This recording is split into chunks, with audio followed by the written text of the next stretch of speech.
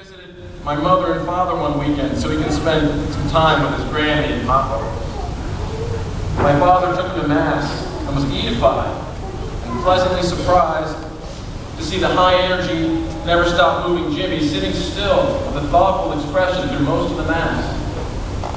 When I got back to the car, Jimmy flashed that grin at him and said, "Guess what, Papa? I can count to 1,000.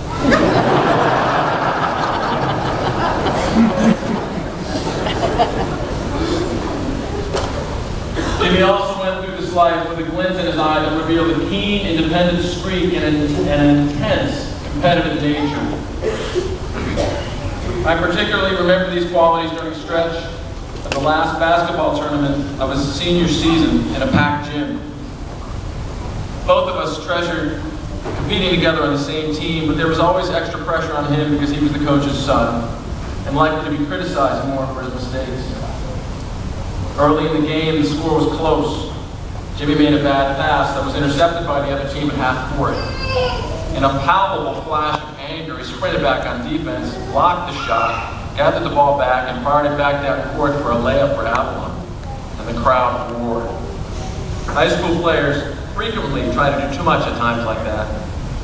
The next trip down the floor, he caught a pass at the top of the key with a defender right in front of him. He raised up the ball in position to shoot, and in my mind I'm thinking, no, Jimmy. And at the last second, instead of forcing a bad shot, he passed to Connor Sloan for a wide-open layup. Being Jimmy's father was something of a roller coaster ride, always. That same independent streak that made him a compelling personality also stretched his mother, father, siblings, and teachers to the limit many times. He was usually the most terse around the house, but an amazingly thoughtful and generous gift giver.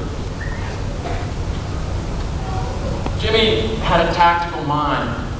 He loved the drama of the great struggles in history, literature, and movies. The strategic element of basketball appealed to him as much as the physical one. It was also the root of his fondness for chess, football, and those infernal computer games. I think that, intuitively, Jimmy saw that life itself is a warfare. And of course, it is a warfare of the soul. Sometimes the enemy is difficult circumstances. Sometimes the enemy is the atmospheric, selfish indulgence of a decadent culture. Sometimes the enemy is supernatural. Most often the enemy consists of our own bad inclinations. Sometimes the warfare is so dramatic that it finds its ways into poems, books, and movies, songs.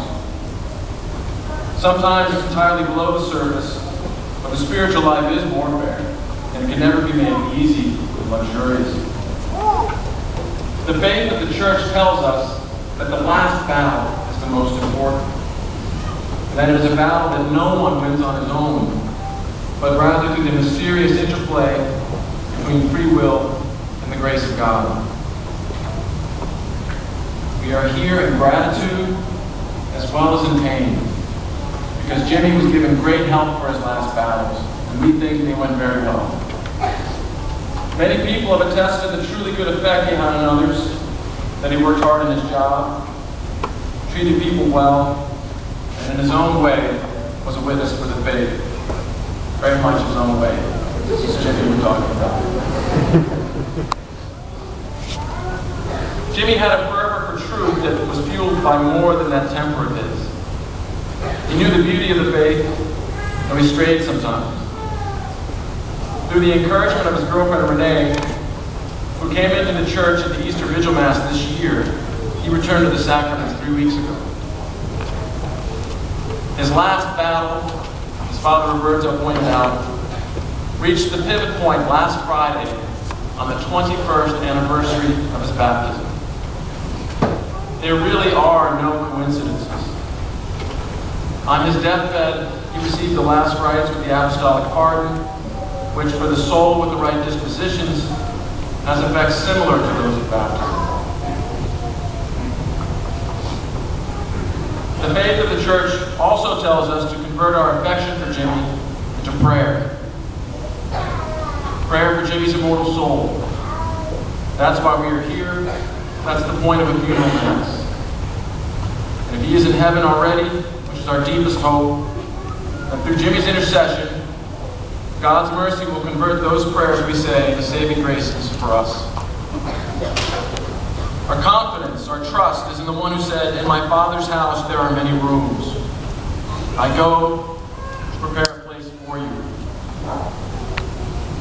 He also said, "I will come again, and I will take you to myself, that where I am, you also may be."